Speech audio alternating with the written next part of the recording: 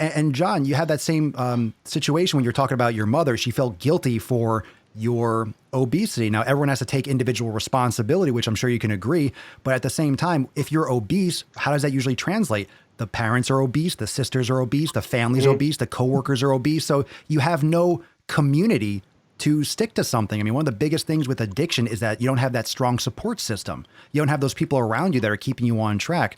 And like when your whole world is virtual, when your whole world is everything that you see online and that you connect with online, that's your group, that's who you follow. You can follow certain people and unfollow other people. And then your world is just, oh, I'm beautiful the way I am. I can have that cake. The foods that I restrict are the foods I'll crave. Well, if you're addicted to them, yeah, you will fucking crave those foods. So it goes a little bit, it goes really deep. And that's why I know we all make this content for that reason in part. Michelle, yours was hot Cheetos, right? Like, I mean, like you yeah, joked about it, but it was. Yeah, I actually wanted to talk about that because you brought up Oreos in that video, and you talked about eating all 3 rows and how they want you. And that was my other thing. Like, I loved Oreos. I could easily eat the whole thing. Yeah. Dunk it in the milk. Yeah. So I was gonna ask John actually, like, because when Sonali said that food addiction is a myth, I still. Oh my God, no, it's not. It's like shocking when I say this, but I still feel like I'm addicted to. You are. I'm still addicted to hot Cheetos. Food addiction is a real fucking thing. Like, I mean, anybody watching out there, food addiction is especially our food now, because most of it's not even really fucking food. But food addiction is a real fucking thing. It has biological and emotional components. It is not even something to be ashamed of. It is literally how society is set up to be almost. But you need to address it or it's going to fucking kill you. Like, I mean, for real. Anybody that says it's a myth can fuck off. I mean, I know people that black out. Like, I mean, like clinically black out. Like, where they will all of a sudden have eaten like a half a loaf of bread or a loaf of bread, and they'll be like, it was like watching an out of body experience. Binge eating, food addiction, things like that are fucking real. They're very fucking real. And the problem is the fat acceptance community makes light of that shit. Like, I mean, I know for me, and this is no shit.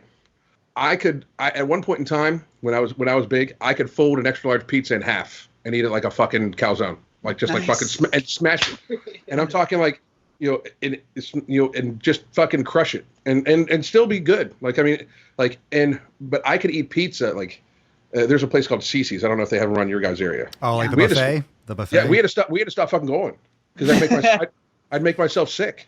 Like, I mean, like, cause I mean, it's a buffet of fucking. I get like that. Like, I don't know why I thought it was so fun to. I don't know if the sickness part was fun, but it didn't matter. Like, I just loved to eat. Like I said, when I had the whole cheesecake, I ate half. I felt sick. I threw up, and then I was ready for more, so I ate the rest of the cheesecake. Got more. John, what was your food? What's that? Everything. Was it everything? Man, so for me it was. I had a couple things that I wanted to talk about because you were talking about, one, food addiction is very real.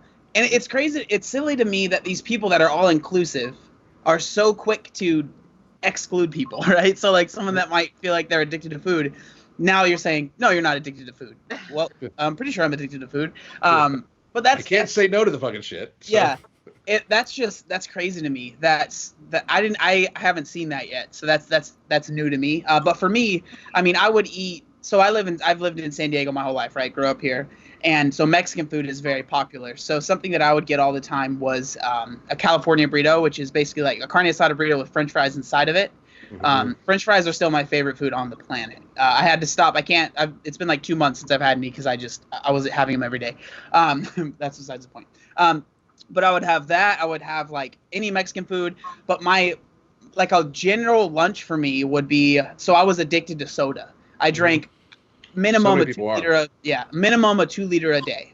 Ooh. And so I would drink, because I would go to 7-Eleven, get the double gulp, which is 2 liters.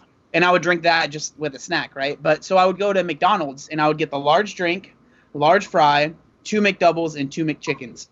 Because one wasn't enough, so I would have to have 2. But yeah, that was my normal. Mm-hmm. And again, like going back to what we were saying, it's weird that this community of people that, again, I think that the core group of people that met following Sonali or whoever we want to use, they truly do probably are just wanting to be accepting of people. But I think the more insidious thing is that it feels like for them to include one group of people, they have to exclude another group. And I think the best example of that is, Alan, you talked about it, and then I made a video about it, was that fatness spectrum thing, right? That was going on. So it was like there was like 4 different, there was like light fat, medium fat, super fat, and infinite fat. Infinite fat one is hilarious. I'm sorry, that's really funny. If someone called me that in high school, I would have been shattered. But I mean, props to the girl that made that, because that is funny. And yeah, and to be fair, the reason she made it was to just kind of talk about clothing sizes and how it's hard to find clothing for people, which I understand it's very hard. I wore like a couple shirts when I was my heaviest was I was wearing a 6XL shirt and a size 56-inch waist. So there was like only a couple places I could go to get clothes, which is frustrating, but it is what it is, right? So I understand that that's why she made that, but at the same time, it's all you're doing now is you're so against these labels, and then you're creating your own labels to now be like, well, I'm InfiniFat, so I don't, like, you're just small fat, so like you don't understand. And it's just like, why to include people? It's like we have to exclude other people. That's what I don't understand. Thanks for watching, fam. Make sure to subscribe to the Daily Swole podcast on YouTube so you can catch the live streams every single day.